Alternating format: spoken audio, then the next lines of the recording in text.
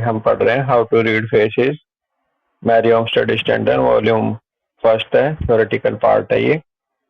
और इसमें चैप्टर जी तीसरा चल रहा है। और चैप्टर तीसरे में टॉपिक चल रहा था वेजिटेटिव सिस्टम, पेज नंबर 69। और डेट हो गई है अमित भाई आज 24 अगस्त हाँ जी 2025। तो इसमें मैरी ऑक्सफोर्ड कह रही हैं वेजिटेटिव सिस्टम की करेक्टरिस्टिक्स को आगे बढ़ाती हुई कि उसमें क्या क्या जी करेक्टर मिलते हैं। कह रहे हैं the illustrations figure 5 and figure 6 are perfect types of vegetative class. Figure 5 में हाइड्रा की पिक्चर है, फिगर 6 में जो vegetative child and vegetative man adult वो उसकी फिगर है। कह रहे हैं ये वेजिटेटिव क्लास की परफेक्ट टाइप्स हैं with but a small development of the bony और muscular system। तो ये वेजिटेटिव क्लास में परफेक्ट टाइप है, बशर्ते वहां पर स्मॉल डेवलपमेंट है बोनी और मस्कुलर सिस्टम्स का। The man is a sort of human polyp और human cabbage, yet such persons can by a preserving application of hygienic laws develop a fairly useful organization। The man is a sort of human polyp. Stanton कह रही है कि इंसान भी ये एक human polyp ही है, यह ह्यूमन कैबेज ही है वेजिटेटिव फेस में। यद्यपि ऐसे लोगों को हम प्रिजर्व कर सकते हैं एप्लीकेशन ऑफ हाइजेनिक लॉ के द्वारा। प्रिजर्विंग का मतलब परसीवरिंग एप्लीकेशन ऑफ हाइजेनिक लॉ को अपनाते हुए इन्हें हम फेयरली डेवलप कर सकते हैं यूजफुल ऑर्गेनाइजेशन के लिए। The infant illustrates the normal condition of that infant which is the vegetative. जबकि जो इन्फेंट है, इन्फेंट तो नॉर्मल कंडीशन है, इन्फेंट की तो वेजिटेटिव होना। और अगर कोई अडल्ट है, कोई बड़ा इंसान है, तो उसको कह रहे परसिवियरिंग एप्लीकेशन ऑफ हाइजेनिक लॉ को अपनाते हुए उसको हम डेवलप कर सकते हैं फेयरली, अच्छे तरीके से। और वो कैसे?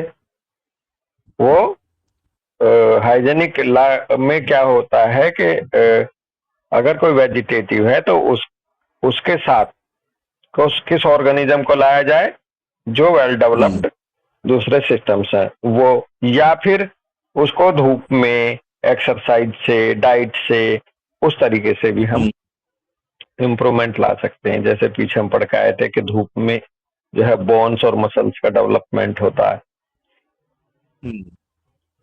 In the lower animal world, we find that the upward progress of the organism was caused mainly by the evolution of a breathing apparatus। Lower animal world में हमने ये पाया कि जो अपवर्ड प्रोग्रेशन है ऑर्गेनिज्म का, सिंपल से complex की तरफ जो डेवलप हो रहा है ऑर्गेनिज्म, वह मुख्य रूप से सबसे पहले, ये मुख्य रूप से ब्रीदिंग एपरेटस का इवोल्यूशन हुआ है। पहले रेस्पिरेटरी सिस्टम को पहले आया। The power to inhale air was a great step forward and the order of the development of animal organs is precisely the same as that which the human animal observes in his progress to perfected manhood। ये जो power है inhale करने की air को, ये great step है, यानी कि जैसे ही सांस लेना शुरू करा ऑर्गेनिज्म ने, उसको लेकर के वो आगे बढ़ा, आगे बढ़ने का बड़ा ग्रेट स्टेप साबित हुआ। और अगर हम एनिमल ऑर्गन्स के भी डेवलपमेंट की बात देखें तो ये प्रिसाइजली बिल्कुल ठीक ऐसे ही है, उसी की तरह है that which the human animal observe in his progress to perfected manhood। जैसे कि वो ह्यूमन एनिमल में ऑब्जर्व होता है जब वो अपने परफेक्ट मैनहुड की तरफ प्रोग्रेस करता है, तो उसमें कैसे कैसे डेवलपमेंट होता है, वैसे वैसे ये प्रिसाइजली ऑर्गन्स का डेवलपमेंट हमें ये दिखाता है। अगर हम इसको बिल्कुल। एम्ब्रियोलॉजी में देखें जाके, तो वहां भी हालांकि सबसे पहले हार्ट का बनना बताया है, और हो हाँ जी। सकता है हार्ट से भी पहले ऑक्सीजन का, एयर का इनहेलेशन हो माँ के ब्लड से, तो उसमें ऑर्गन्स भी हमारे इसी तरह से डेवलप होते हैं, इसी इवोल्यूशन के क्रम में, एम्ब्रियोनिक पीरियड के दौरान। Ernst Haeckel tells us in his elaborated work on evolution, Ernst Haeckel साहब ने कहा, बताया अपने बड़े मशहूर जो उन्होंने काम किया इवोल्यूशन पे, उन्होंने क्या कहा, उन्होंने कहा कि man in his embryonic life passes through all the various stages of progress and development which the lower organisms pass through in their evolution from the merely vegetative existence to the highest degree of sensation attained by animal organisms।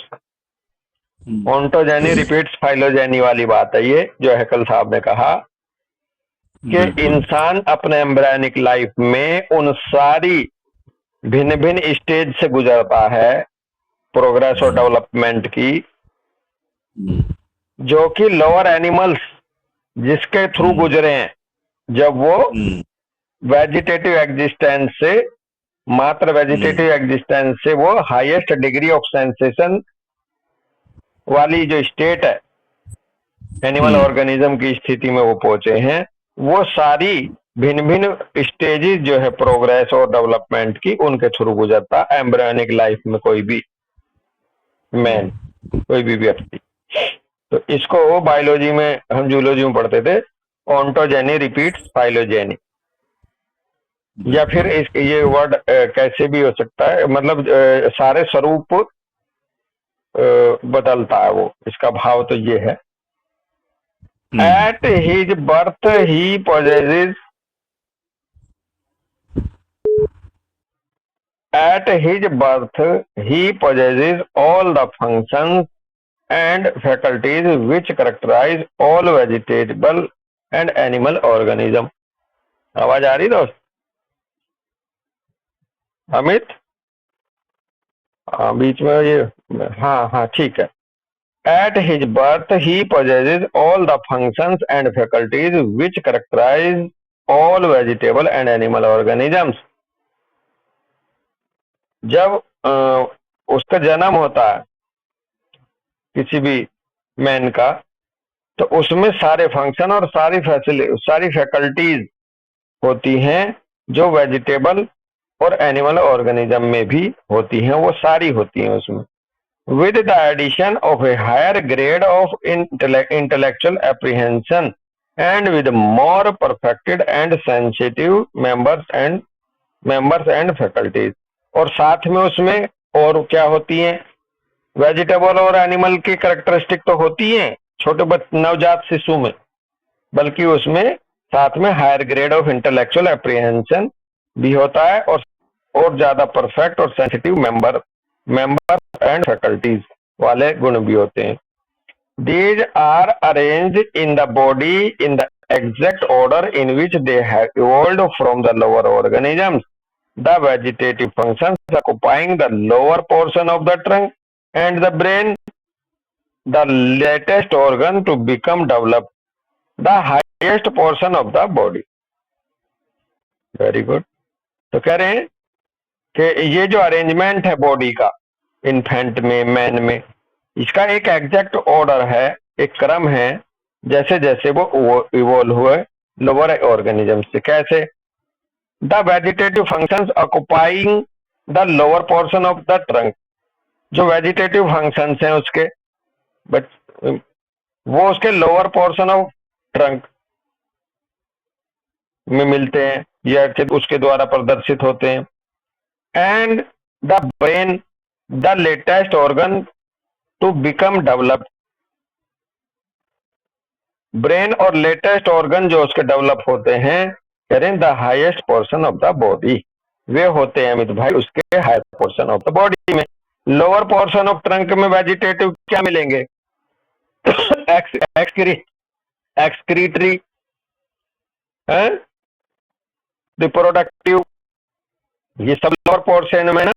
Abdomen, abdomen nutrition वाला lower portion में, और ऊपर वाले portion में फिर respiration के साथ साथ ऊपर वाले पोर्शन में आ गया ब्रेन, और highest portion of the body में जो ब्रेन वगैरह हैं और जो लेटेस्ट ऑर्गन्स जो डेवलप हो रहे हैं वो ऊपर हो रहे हैं। In the human face the science indicating these several organs and functions with their accompanying faculties will be found to follow precisely the same plan। और ये जो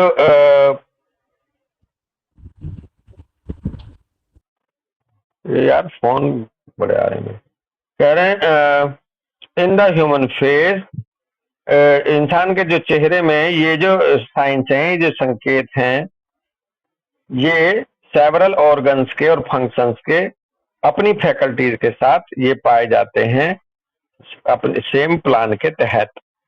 चेहरे पे भी इनका एक अरेंजमेंट है, लबोलबाब ये है। कह रहे हैं a good proportion of the vegetative system is essential to health and those who are lacking in the right proportion of it suffer from dyspepsia, nervousness, sleeplessness and consumption. बहुत खूबसूरत बातें बता रही हैं। कह रही है ये जो वेजिटेटिव सिस्टम का किसी भी इंसान के अंदर एसेंशियल प्रोपोर्शन का होना, इसके प्रॉपर गुड प्रोपोर्शन का होना वेजिटेटिव सिस्टम का किसी इंसान के शरीर में, ये बहुत ही जरूरी है स्वास्थ्य के लिए। इसका भी हिस्सा मिलना चाहिए। जिसमें इसकी कमी होती है वेजिटेटिव सिस्टम की, जिस बच्चे में, जिस इंसान में इसके राइट प्रोपोर्शन की, वो सफर करता है डिस्पेप्सिया से, नर्वसनेस से, स्लीपलेसनेस से और कंजम्पशन से।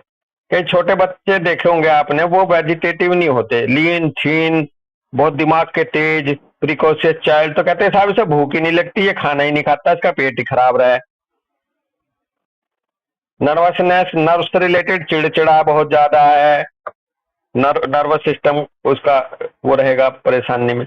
नींद आती नहीं साहब इसे, और ये दुबला होता जा रहा अगर वेजिटेटिव प्रोपोर्शन प्रॉपर ना मिला उस शरीर में। तो what is required to make a well balanced individual is equilibrium in the several functions, and this law of equilibrium is universal, controlling and regulating all created things। Stanton कह रही है जो जरूरत है एक बैलेंस्ड इंडिविजुअल की equilibrium में बनाए रखने के लिए, उसके अपने सेवरल फंक्शंस को लेकर के, और ये इक्विलिब्रियम का जो नियम है ये यूनिवर्सल है और ये कंट्रोल करता है, रेगुलेट करता है सारी क्रिएटेड थिंग्स को। ये इक्विलिब्रियम, ये वेल बैलेंस्ड हर चीज का। It is the law which keeps the planet in motion and holds them true to their orbit. और यही जो लॉ ऑफ इक्विलिब्रियम है यूनिवर्सल में, यही बनाए रखता है ग्रहों को भी उनकी अपनी गति में, और उनको थाम के रखता है उनके अपनी ऑर्बिट में, उनकी कक्षा में, अपनी कक्षा में बनाए रखने के लिए यही इक्विलिब्रियम का जो नियम है, ये लॉ ऑफ इक्विलिब्रियम, ये ही काम करता है यूनिवर्स में भी।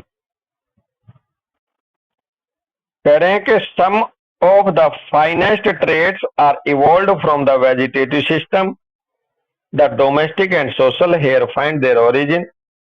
कुछ फाइनेस्ट ट्रेट जो है इवॉल्व हुए वेजिटेटिव सिस्टम से, जैसे कि डोमेस्टिक होना किसी भी इंसान का, सोशल होना उनके ओरिजिन में पाया जाता है, ये वेजिटेटिव सिस्टम का पार्ट है। If we wish to lead happy, healthy and moral lives, we must seek to obtain a fair share of this system and then keep it in repair by applying hygienic law to its conservation.